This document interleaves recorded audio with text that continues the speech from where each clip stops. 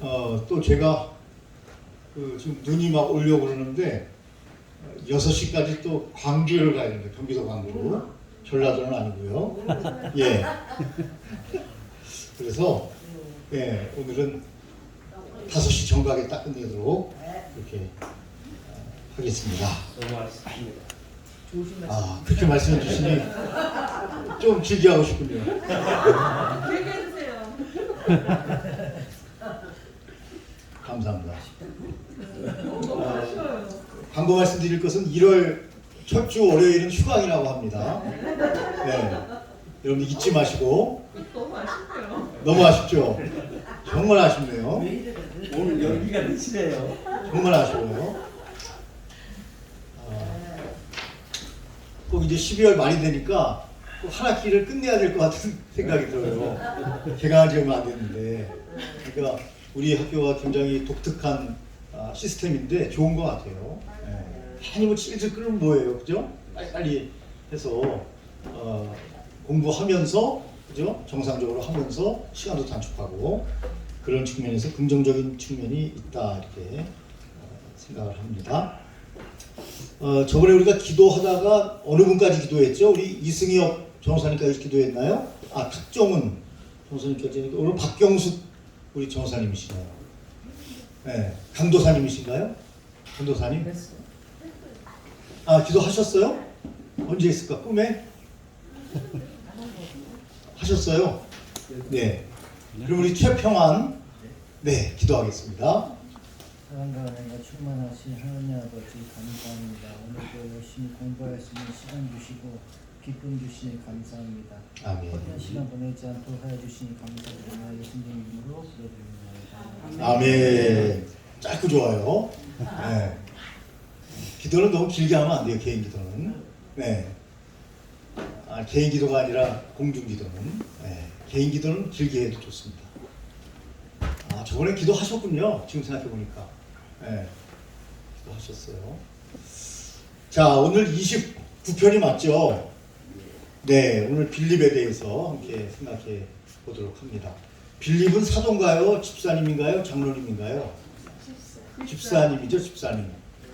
집사님인데 아주 영성이 깊어요. 영성이 깊습니다.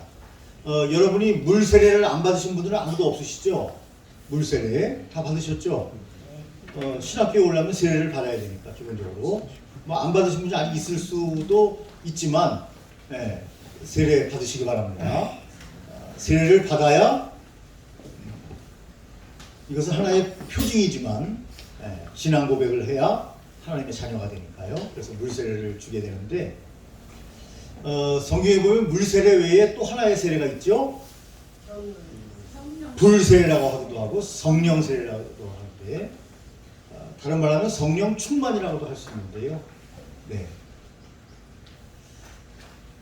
우리가 일반 물세례는 다 받았어요. 대부분 사역자들이시니까 다 물세례를 받았습니다. 물세례 꼭 받아야 합니다. 구원의 표징이고요.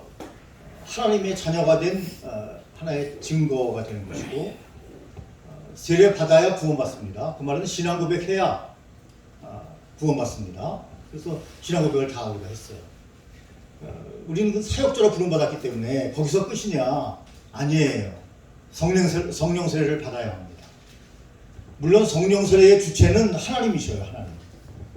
그러니까 다른 말로 하면 내가 받고 싶다고 받을 수 있는 건 아니에요. 네. 모든 성도의 필수는 물세례는 다 받아야 돼요. 네.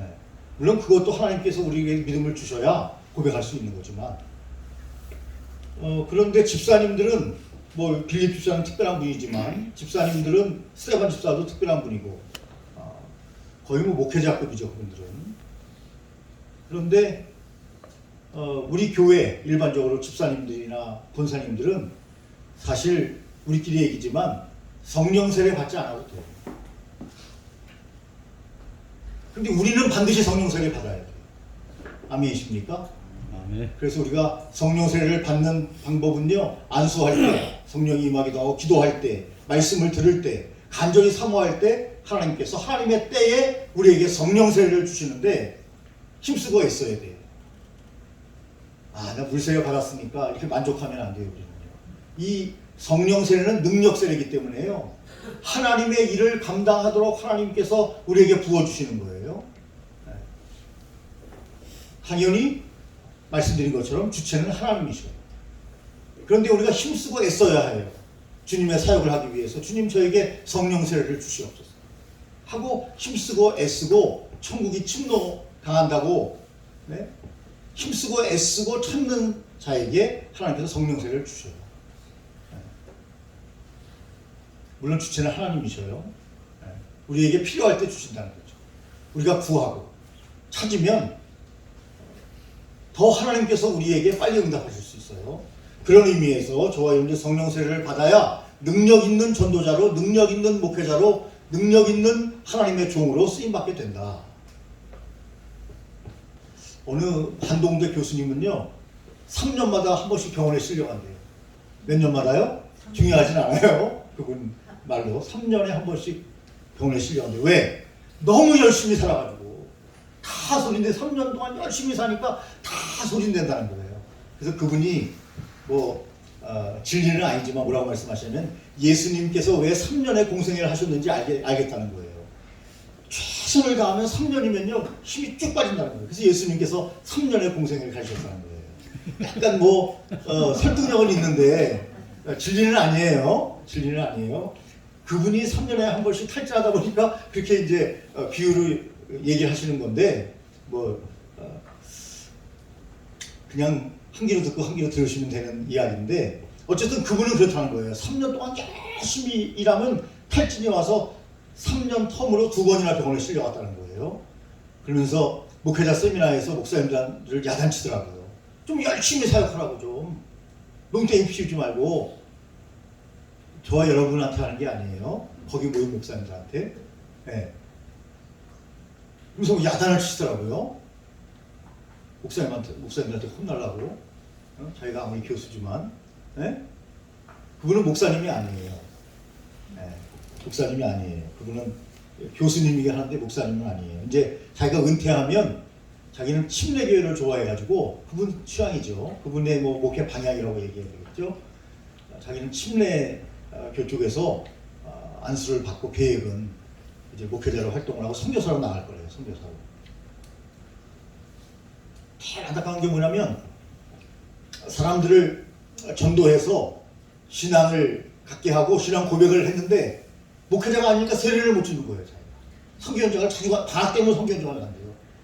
그래서 저 고산지대 8시간 걸려가지고 올라가서 전도했대요. 근데 다 그들이 예수님을 믿겠다고 고백하는데 세례를 못 주는 거예요. 세례를. 목사님이 아니니까. 너무너무 안타까운 거예요. 하여튼 열심히 사역하는 그런 교수님이신데 교학처장이에요. 한동대학교. 그래가지고 어떻게 하든지 이 학생들을 지식뿐만 아니라 영성 있는 학생으로 하나님의 종으로 길러낼까 하여튼 최선을 다한다는 거예요. 자기 학교만 그런 거 우리 학교도 마찬가지지. 그래요? 안 그렇습니까? 아주 그냥 너무너무 열심히 해요. 그래서 목사님들한테 최선을 좀 다해라 그런 말씀을 하시면서 중요한 이야기를 했어요.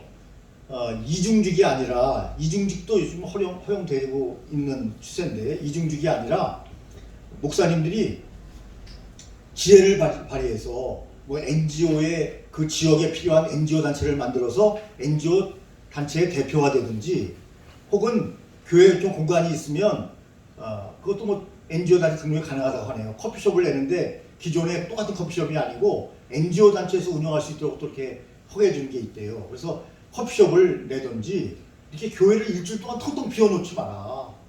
교회를 활용을 해라. 아니면 대학생들 PC를 좀 해서 무료로 좀 교회 왔다 갔다 하게 쓰게 하든지 그러면 자연스럽게 왔다 갔다 하다 목사님하고 친해지고 성경 말씀 듣게 되고 하면 등록한다는 거예요. 그럼 부모님이 온다는 거예요. 그 말씀은 뭐냐면 이 교회 이거 주일날 주일만 사용하고 텅텅 비워놓으면 코로나 시대라고 더 텅텅 비워놓으면 점점점 젊은이들이 교회 오지 않고 사람들이 이웃 주민들이 교회 오지 않아서 이 교회가 유럽처럼 나이트클럽으로 바뀌어버릴지 모르니까 위감을 좀 갖고 코로나 시대니까 기다려야지 그러지 말고 더 적극적으로 방역수칙을 지키면서 열심히 사역하라는 거예요. 교회를 개방하고 지역에 필요한 교회가 되고 지역에 필요한 교회, 지역에 칭찬받는 교회 그래서 그분이 깜짝 놀랐다는 거예요. 어느 교회 간증 집회를 갔는데 식당을 갔대요, 목사님하고. 그래서 이야기했대요. 이분이 이 교회 목사님입니다. 교회 좀 자주 이렇게 좀 저도 이제 식당을 오늘 왔으니까 교회 한번 오셔요. 그랬더니 그 목사님 얼굴 빨개지시더래요. 그 식당을 한 번도 안 와봤다는 거예요, 목사님. 바로 교회 옆에 있는 식당인데. 그러면 안 된다는 거예요. 그 목사님 누군지 전 모르지만 그 교수님 말씀이 아니 당연히 교회 옆에 있는 식당을 자주 가야죠, 목사님이. 네? 그럼 자꾸 평신도들을 만나고 아니 그 불신자들을 만나고 아직 예수를 믿지 않는 사람들을 만나고 자꾸 그렇게 해야 그들이 교회로 오지. 교회가 사람들 오기를 딱 기다리고 있는 교회가 되면 안 되고 나가서 자꾸 교회에 영향력을 펼치라는 거예요. 교회 헌금이 적더라도 이웃 주민을 위해서 그래서 소상공인 얼마나 힘들어요. 얼마나 힘드십니까? 하고 커피 하나 딱 사가지고 가가지고 주면서 힘내세요. 내가 요 교회 목사인데 언제든지 상담이 필요한 곳에 이래가지고 관계가 다 지어서 형성돼야 그 교회 그러면 사람들이 칭찬하는 교회가 된다는 거예요. 믿지 않는 사람들 입을 통해서. 그냥 완전 따르라는 거예요. 따로 놀아. 세상 사람 따로 놀고 교회 따로 놀고 교회가 세상으로 가야 되는데 따로 놀아요. 따로 놀아. 그 지역에 있으나 마나요. 그 교회가 전혀 도움을 주지 않아요, 사람들에게. 그러면 안 된다는 거예요, 교회가. 교회는 뭐 수입을 내기 위한 그런 회사가 아니잖아요. 주의 사역을 하기 위해서 교회가 존재하는데 주의 사역을 계속 하라는 거죠. 구제하고 봉사하고 친교하고.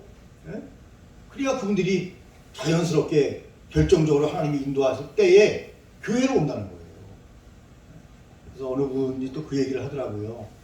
이 사람 간에 지난주에 얘기했던가요? 이 관계를 잘 형성해야 된다. 그래야 내가 급할 때 SOS를 치면 그 사람이 도와주지. 상전 아무 교류도 없다가 갑자기 생뚱맞게 나 도와주세요. 그럼 누가 도와주겠냐. 관계 형성이 중요하다. 인간의 삶이라는 것은. 그런 이야기를 하는데 그거와 상통되는 거죠. 우리가 전도하고 복음을 증거하기 위해서는 그 사람들하고 친해져야 되는데 목사님들의 문제가 뭐냐면 그분 얘기가 목사님들끼리만 논다는 거예요. 그러면 안 된다는 거예요. 세상 사람하고 놀아야지. 왜 목사님들끼리만 놀고 모임도 다 목사님들 모임만 만들고 나는 매일 교회에 그냥 목욕실에 앉아있고 그게 자랑이 아니라는 거예요. 자꾸 나간 사람들을 만나야 그 사람들을 예수님께 인도할 텐데. 네. 목소리가 좀 굉장히 높아졌어요, 갑자기. 왜 그런지 나도 몰라요. 내 마음 나도 몰라요. 네, 그냥 나왔어요, 이렇게. 그분이 이렇게 핏대 올리면서 이야기하셨어요. 그러니까 그대로 또 닮아가네, 이렇게. 네, 그분 얘기를 하니까 그분의 그 다혈질을 닮아가요. 그건 한 다혈질이더라고요.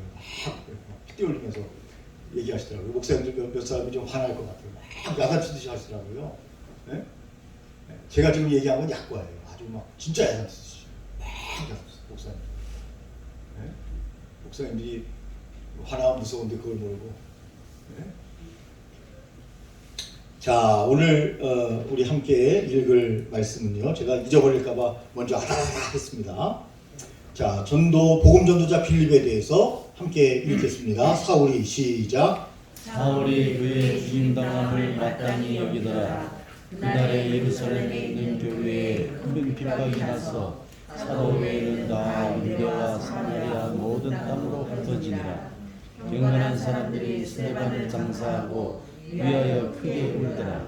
사울이 교회를 전멸할세 각 집에 들어가 안면을 끌어다가 목에 넘기니라.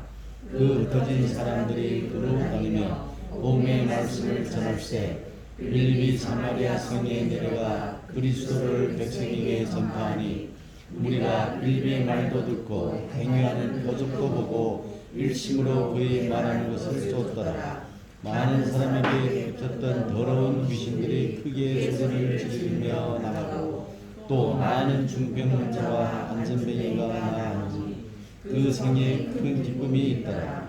그 성에 시몬이라는 사람이 전부터 있어 마술을 행하여 사마리아 백성을 놀라게 하며 자칭 큰 자라하니 낮은 사람부터 높은 사람까지 다 청종하여 가로되 이 사람은 크다 이끄는 하나님의 능력이라 하더라. 오랫동안 그 마술에 놀랐으므로 저희가 청종하더니 빌립이 하나님 나라와 예수 그리스도의 이름을 말하여 전도하는 저희가 믿고 막내가 다 세례를 받으니 시몬도 믿고 세례를 받은 후에 전심으로 빌립을 따라다니며 그 나타나는 표적과 큰 기록을 보고 놀랍니다. 아멘. 빌립 집사님이 엄청난 주님의 사역을 하고 있습니다. 그런데 빌립 집사님 말고 시몬이라는 사람이 나오죠. 시몬. 이 시몬은 어떤 사람인가요? 마술사죠. 마술사. 어떤 사람은 무당이다 이렇게 얘기하는 사람도 있는데 주님 앞에 돌아왔어요. 근데 이 마술사인 빌립은요 대단한 사람이에요. 애굽에 유학 갔다 온 사람이에요. 유학 갔다 온 사람. 근데 뭐 다른 학문이 아니고 마술을 배우기 위해서 유학까지 갔다 온 사람이에요. 애굽에 마술을 하는 많은 사람들이 있었거든요. 10가지 재앙을 할 때 여러분 애굽의 마술사들이 그대로 따라하잖아요. 네. 유학까지 갔다 왔어요. 그런데 그가 예수님을 만났다는 거예요.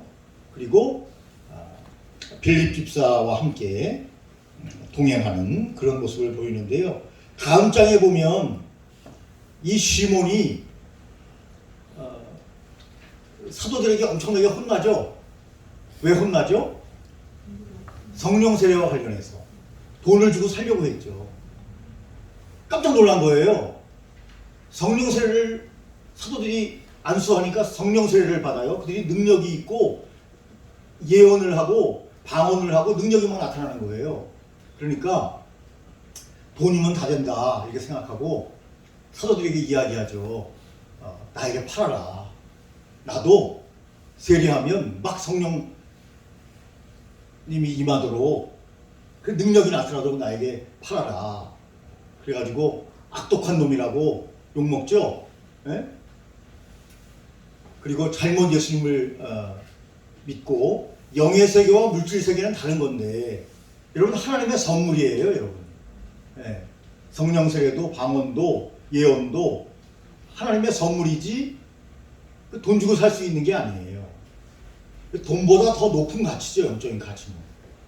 근데 한국교회가 왜 욕먹어요? 돈의 가치에 매몰됐어요. 자본주의에 매몰돼 버렸어요.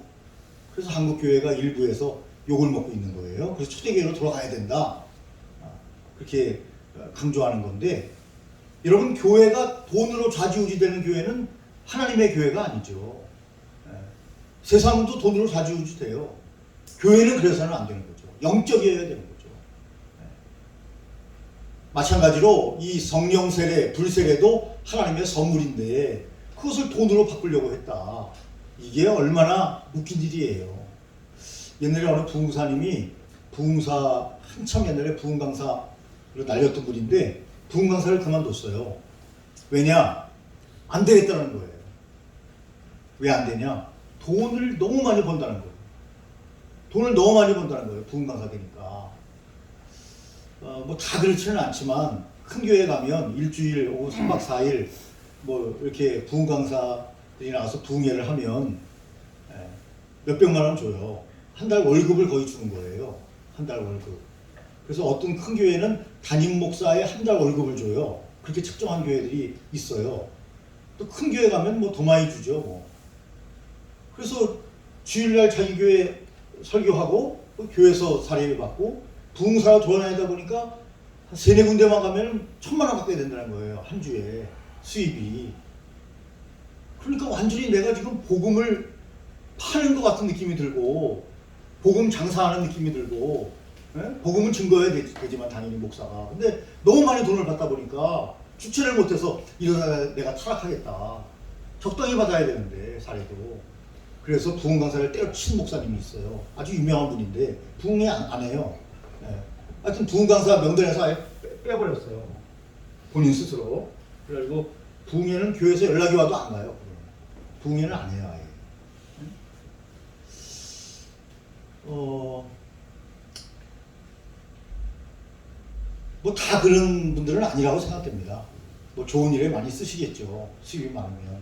그런데 일부는 돈을 벌러 다니는 부흥사들이 있다고 알고 있습니다. 제가. 일부는 돈을 벌기 위해서 복음을 증거하는 부흥 강사가 있다. 그래서 뭐 젊은 교육자들은 어떤 사람들은 주여 저를 부흥사시켜 주시옵소서. 그 이유를 보니까 돈 많이 버니까 이건 뭔가 완전히 잘못된 거죠. 돈 벌려면 장사해야죠. 사업해야죠. 왜 목회해요? 예? 목회가 얼마나 힘든데. 예? 신나게 목회해놓고 주님 앞에 악하고 게으른 종아라는 소리를 들을 건데 보나마나 왜 그 길을 가려고 그래요? 장사를 빨리 가야지. 돈 벌기 위해서 목회한다면. 예? 그런 측면에서 목회자가 너무 가난해도 안 되지만 너무 부해도 안 된다. 그런 생각을 그 목사님이 가지고 계신데 옳은 말씀이라고 생각합니다.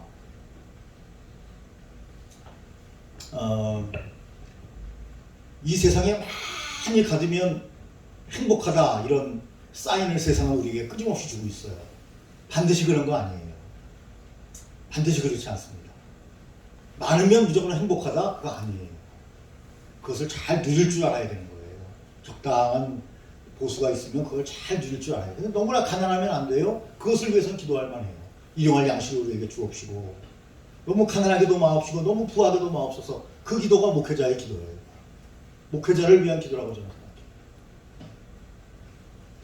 그런 측면에서 오늘 시몬이 바로 그런 종류의 사람이 아니었겠는가 하는 생각을 해보게 된다는 거죠. 자, 500쪽으로 갑니다. 스데반의 죽음과 바울의 탄생. 스데반이 죽고 대박해가 시작되면서 놀라운 것은 바톤 터치를 누가 하는가? 이거 정말 놀라울 일이에요. 바울이 해요, 바울이. 바톤 터치를 바울이 한다고요. 야, 생각지도 않았는데 하나님의 계획이에요. 저는 오늘 참 어떤 멍청한 짓을 했냐면 제가 오전에 남양주에 갔다 왔어요. 남양주에 아는 목사님 교회에 갔다 왔는데 너무 바삐 나오다 보니까 차를 가지고 나왔는데 오늘 다닐 때가 많아서 거의 저는 차를 안 가지고 다니는데 주일 외에는 주일 이제 교인들 태워드리느라고 가지고 오고 거의 저는 대중교통을 좋아하는데 오늘처럼 바쁠 때는 일정이 많을 때는 차가 빨라요. 좀 외곽으로 돌 때는. 그 남양주니까 처음 가는 교회이기 때문에 차를 가지고 왔는데 이 교재를 안 가져온 거예요. 교재를. 그 집에 다시 갔다 온 건데요. 제가 바로 올리다가 그 목사님하고 식사를 안 하고 저는 교재를 가지고 가야 된다고 얘기는 안 했지만 제가 바쁜 일이 있어서 가야 됩니다 하고 식사를 안 하고 집에 갔다가 다시 왔는데 여러분 이 얘기를 하려는 게 아니고 이 교재가 제 차 뒤에 있었어요. 이게. 집에 들어가 보니까 책이 없는 거예요. 근데 제가 어제 예배 마치고 이 가방에다가 이걸 교재를 넣었는데 어제 가방을 안 가지고 올라갔어요. 제 집으로. 그 차에 그대로 제 가방이 있으니까 차에 그대로 있는데 그걸 모르고 그래서 계속 제가 남양주를 가면서도 아이고 책 가져와야 된다 이 등신아 이러고 이제 갔다가 부랴부랴 집에 갔는데 집에 없고 보니까 여러분 그 차에 이 교재가 그대로 있었던 거잖아요. 그냥 바로 일로 오면 되는데 이게 없는 줄 알고 집에 갔다가 다시 또 온 거잖아요. 가만히 생각해 보니까 야 이거 반전 인생인데 이거 재밌는데 그런 생각이 드는 거예요. 인간이 그래요. 예?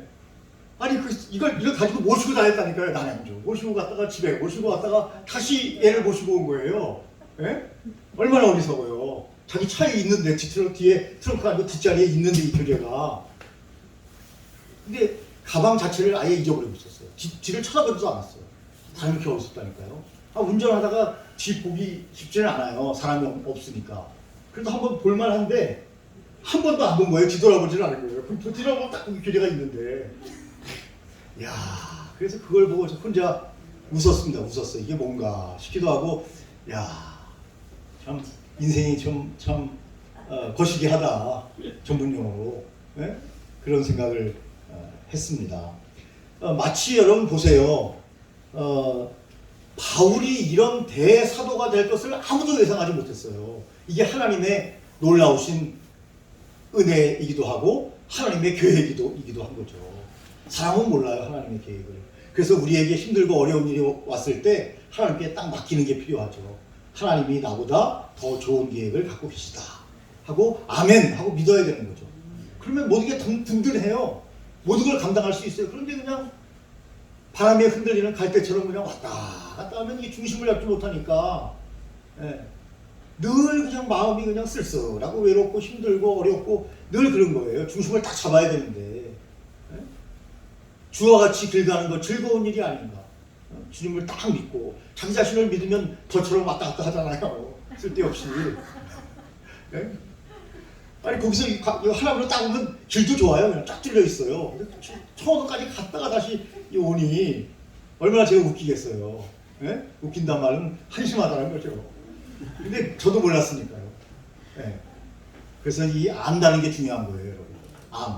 아는 만큼 보이게 돼 있어요. 딱 돌아보면서 알잖아요. 그러면 보이잖아요. 그럼 거기에 맞게 행동해요. 모르면, 무지하면 행동을 못하는 거예요. 모르는데 어떻게 행동해요? 우리가 예수님을 모르는데 어떻게 주님을 향해서 찬양을 하고 예배를 드려요? 모르는데. 그래서 아는 그들에게 알도록 예수님을 우리가 전해야 되는 거죠. 알면 그들도 우리와 같이 형제가 되고 자매가 된다. 아는 게 얼마나 중요한가. 그런 생각을 해보게 되는데요. 자, 스데반의 죽음과 바울의 탄생.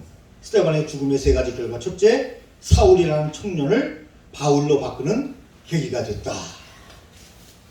결정적인 것은 담에색이 있지만 그러나 스데반의 죽음이 그에게 마음의 밭을 옥토로 만드는 그런 놀라운 일을 하게 됐다. 스데반의 초연함, 천사의 얼굴, 죽음 앞에서의 당당함. 여러분 이어령 교수 얘기를 자주 하는데 이어령 교수가 요새 국민일보에 연재하잖아요. 한번 읽어보세요. 굉장히 좋습니다. 요새 연재하고 있어요. 국민일보에. 그런데 그 이어령 교수가 왜 감동을 받았냐? 자기 딸 때문에. 자기 딸이 암이 걸렸는데 초연해요. 죽음에. 야, 이거 뭐가 있구나. 하나님이 계시는구나 하고 발견한 거예요. 죽음 앞에 초연할 사람이 얼마나 되겠어요. 지구상에 몇 명 없죠. 박병득, 또 박병득, 박병득 뭐 이렇게밖에 없죠. 예? 죽음 앞에 초연할 사람이 누가 있겠어요. 그런데 이어령 교수 딸은 초연하더라는 거예요. 그래서 거기서 씨앗을 발견한 거죠. 야, 이게 뭔가 있구나, 기독교가. 딸을 보니까 아빠보다 연약하잖아요. 그런데 그에게 담대함이 있고, 암이 걸렸을 때도 여러분 그 따님이 무슨 일이 뭐더라요? 잊어버렸네. 이씨인데 아버지가 이씨니까 당연히 이씨겠죠. 네, 이씨 자손, 그죠? 네, 거기까지만 알아도 훌륭한 거예요. 이모인데, 네. 어쨌든 자기가 암이 걸렸을 때도요 집회를 다녔어요. 네. 이민아. 네, 이민아. 우리 이민아 목사님, 네. 훌륭하죠. 벌새네요. 네. 예, 아무리 그 돌아가셨어요. 돌아가셨어요. 네. 그러니까 이어령 교수는 딸이 암이 나서 예수님을 영접한 게 아니고 예수님을 믿을 그 마음에 씨가 생긴 게 아니고 암에 걸렸는데 담대한 것을 보고. 네. 저도 그분 집회에 참석하지 않았지만 유튜브에서 봤는데요. 암이 걸려가지고 오래 집회하기도 어려운데 얼마나 열정적으로 복음을 증거하든지. 그래서 유튜브에 들어가면 다 나오잖아요. 스데반의 얼굴을 보니까 죽음 앞에 초연할 뿐만 아니라 천사의 얼굴과 같았다. 그래서 스데반의 죽음은 죽음으로 끝난 것이 아니라 바톤 터치가 됐다. 바울로 바톤 터치를 만들어주는 놀라운 계기를 마련했다. 사람 뭐 한 번 죽는 건데 이렇게 멋있게 죽어야 되지 않아요? 네? 우리에게 그런 기회가 왔을 때, 기회가 왔을 때, 그것도 하나님이 특별히 사랑하는 자에게 그런 기회를 주시는 거죠. 네? 네, 기회가 왔을 때 당당하게. 이건 빼도 박도 못해요, 이젠. 그럴 때는 담대하게 나가는 거죠. 네. 물론 하나님이 피할 길을 주실 수도 있어요. 그러나 반드시 피할 길을 주시는 건 아니에요. 스데반 집사님의 예를 보세요. 하나님의 계획이 있었고 그 계획이 바울을 통해서 바톤 터치가 됐다 하는 거죠. 두 번째, 스데반의 죽음은 뭘 끌고 왔다? 핍박을 끌고 왔다 하는 거예요. 핍박이 당시에는 힘들고 어렵고 아프지만 그러나 이 핍박으로 말미암아 어떻게 됐어요? 사도행전의 가장 키포인트인 말씀이 사도행전 1장 8절이죠. 오직 성령이 너에게 임하시면 너희가 권능을 받고 예루살렘과 유대와 사마리아와 땅끝까지 이르러 내 증인이 되리라. 이것을 하나님이 이루시는 거죠. 고통 중에, 핍박 중에, 아픔 중에 하나님이 흩으시는 거죠. 가라니까 안 가요. 자꾸 하나님이 억지로 흩으시는 거죠. 신학교 가라니까 안 가요. 하나님이 그에게 어쩔 수 없이 질병을 주시는 거죠. 그리고 회개하고 신학교를 가는 거죠. 예를 들자면 그런 거예요. 하나님이 흩으시는 거예요. 지금 억지로. 그래서 그들이 사도행전 1장 8절의 말씀을 이루어가는 주체가 된다. 주체가 된다.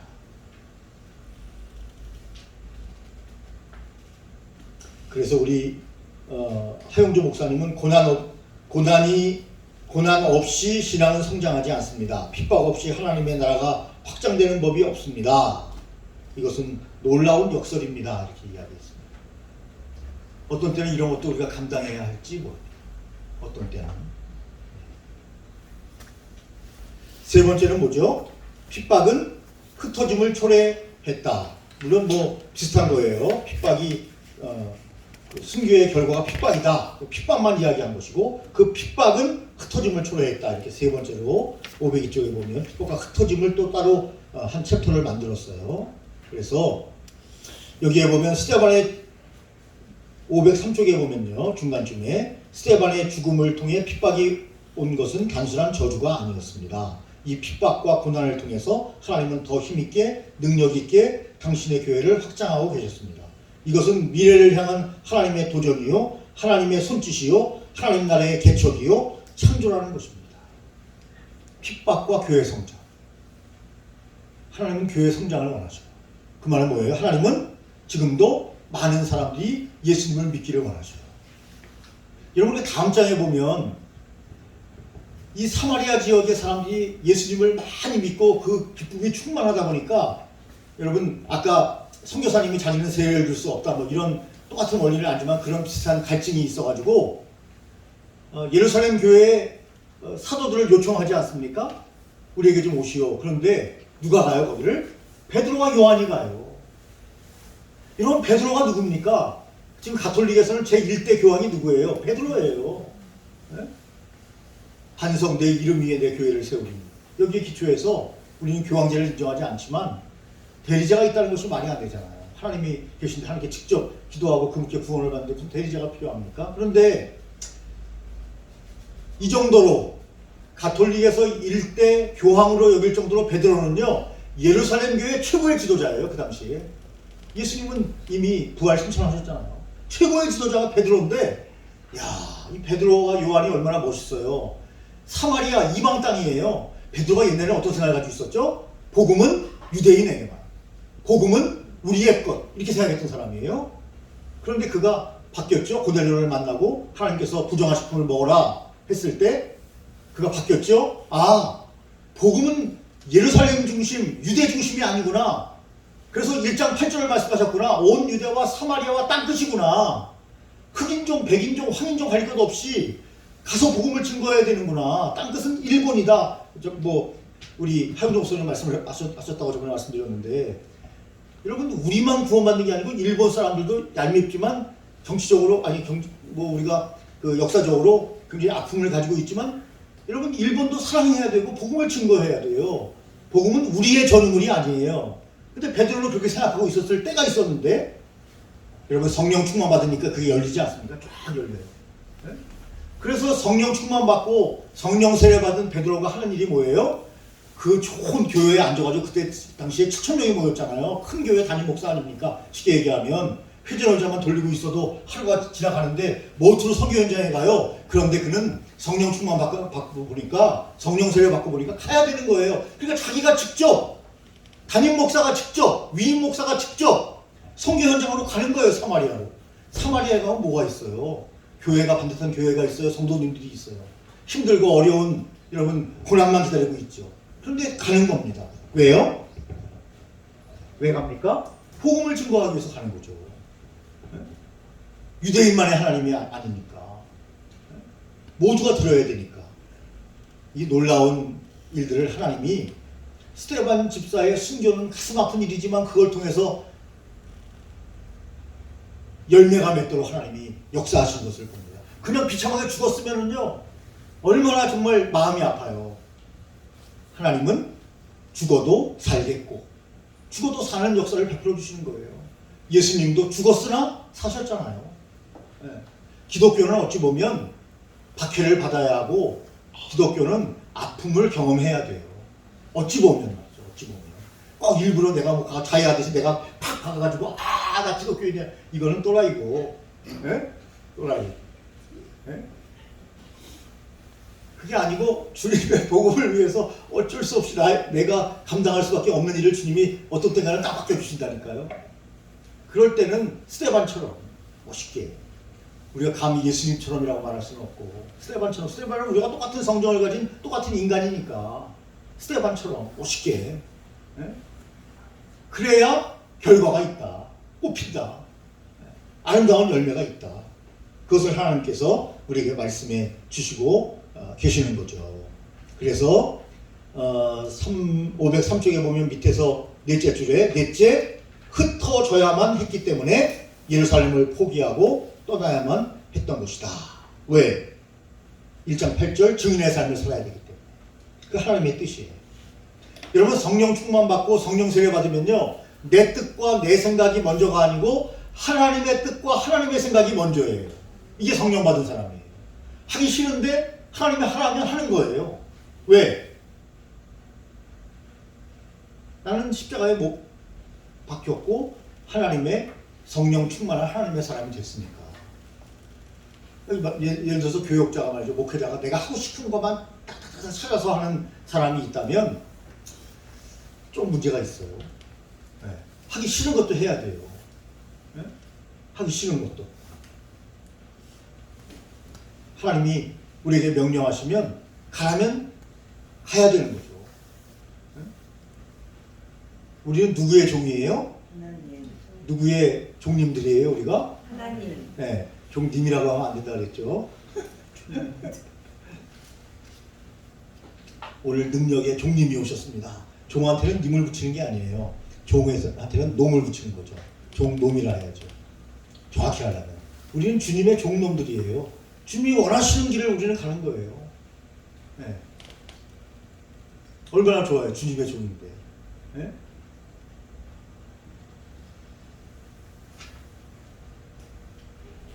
(504쪽에) 보면 중간에 보면요 하나님의 목표는 다른 데 있었습니다. 유대인입니다. 이 말씀은 뭐예요? 유대뿐만이 아니라 하나님의 목표는 예루살렘에만 하나님의 놀라운 복을 받고 그들이 복음에 충실한 사람들로 사는 것이 아니라 유대라는 말은 뭐죠? 유대와 사마리아와 땅끝까지 포함하고 있는 거죠.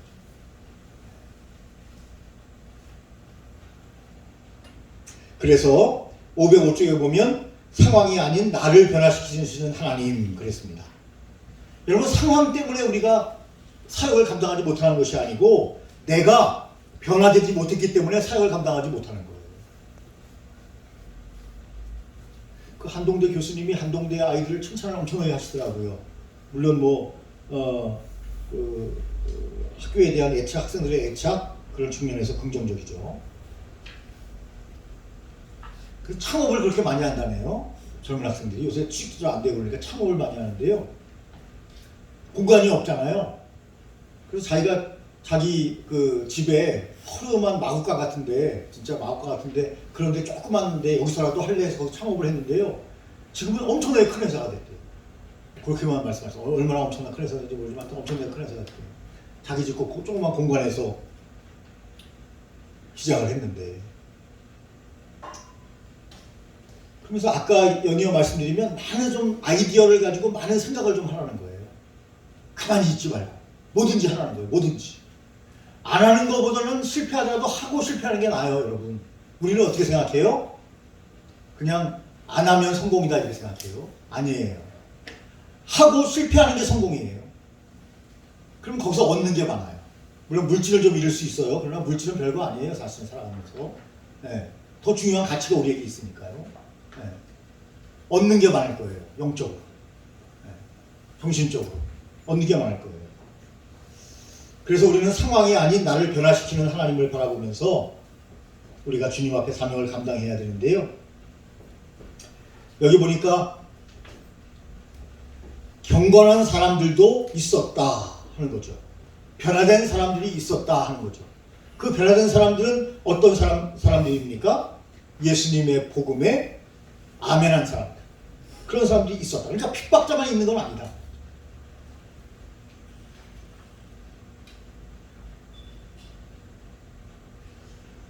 여기 506조에 보면 중간쯤에 기도가 응답될 수 있지만 사정이 더 나빠질 수도 있다. 그때 우리는 당황을 한다. 여러분 당황하면 안 됩니다.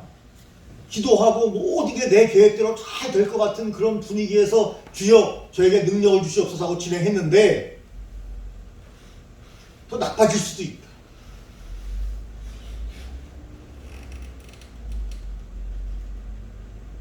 핍박 때문에 흩어진 사람들은 갈 곳이 없어 이곳저곳을 옮겨 다녀야 했습니다. 그들은 이곳저곳을 다니면서 뭘 했어요? 복음 전도자가 됐어요. 예수 그리스도를 전했어요. 507쪽 네 번째 줄, 세 번째, 네 번째 줄. 좋고 편안한 자리에 있을 때 복음을 증거하지 않고요. 흩어졌을 때 여기저기 방랑자처럼 돌아다녔을 때 그들이 복음을 전하는 복음 전도자가 됐다는 거죠. 오늘은 여기, 내일은 저기.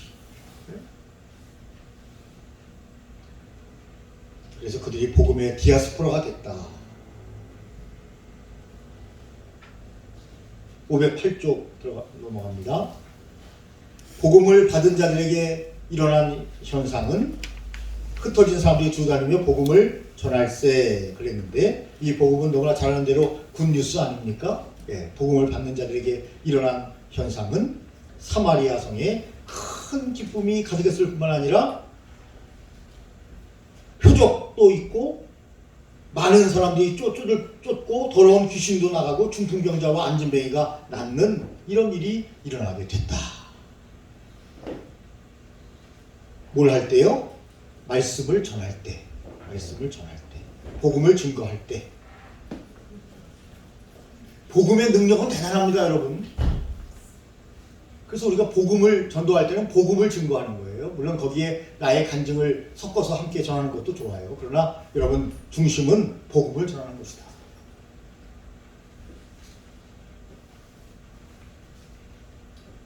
앙적이 떠나기도 하고요. 병 고치는 의사가 나타나기도 했다. 이렇게 요약할 수 있습니다. 특별히 여러분 우리가 511쪽 마지막 Z에 보면 시몬이 나오죠. 복음으로 변화된 마술사 시몬. 그 성에 시몬이라는 사람이 전부터 있어 마술을 행하여 사마리아의 백성을 놀라게 하며 자칭 큰 자라 하니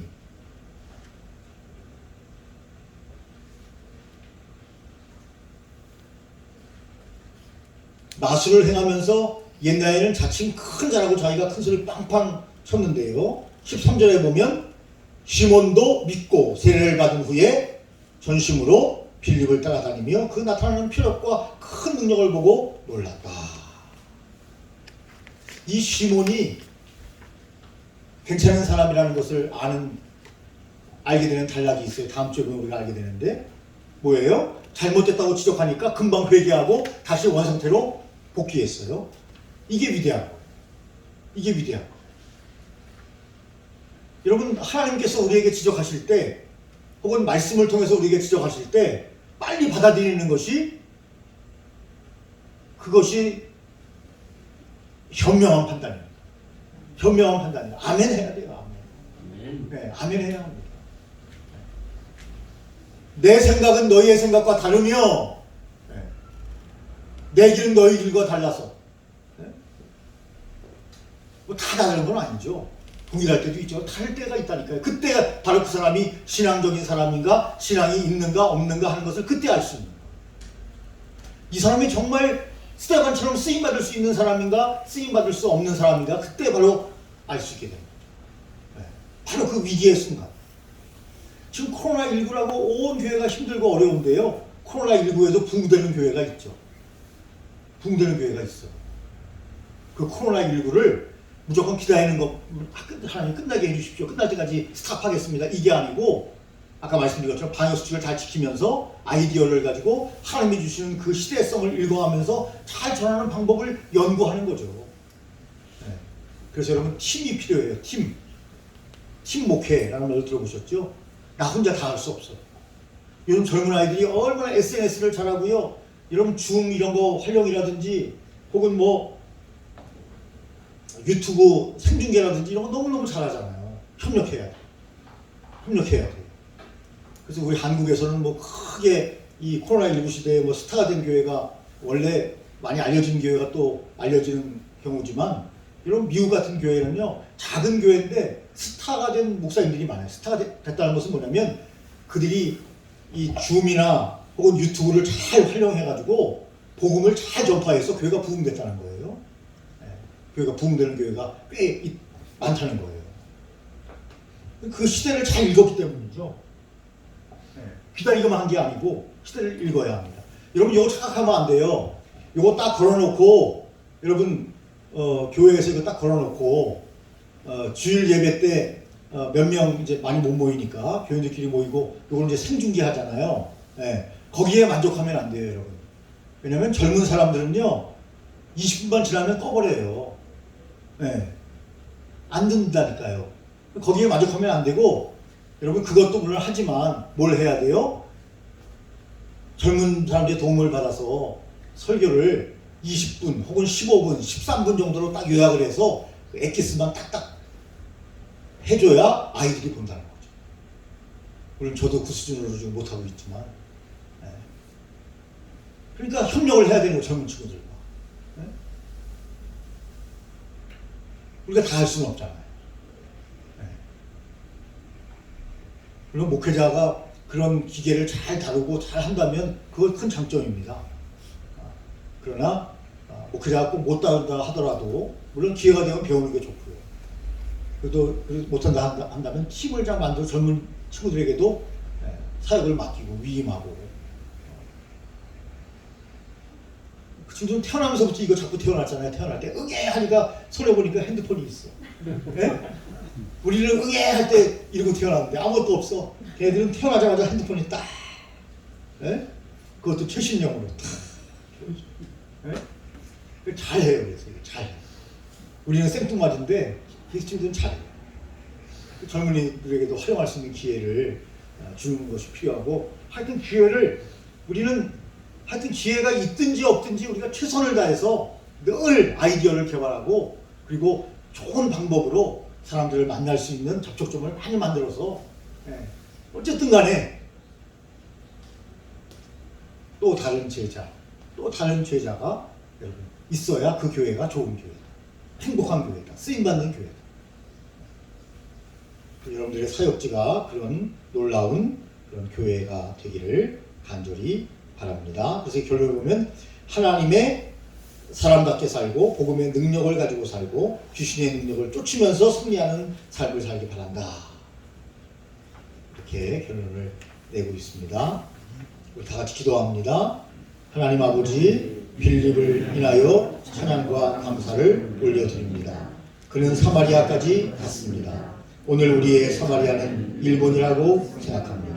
주여 일본 땅까지 가서 복음을 전하게 하시고 북한 땅에 가서도 복음을 전하게 하시고 중국 땅에 가서도 복음을 전하게 하시고 불교권에 가서도 복음을 전하게 해 주시옵소서. 이 능력을 우리 모두에게 주옵소서. 예수님의 이름으로 기도드립니다. 아멘. 감사합니다.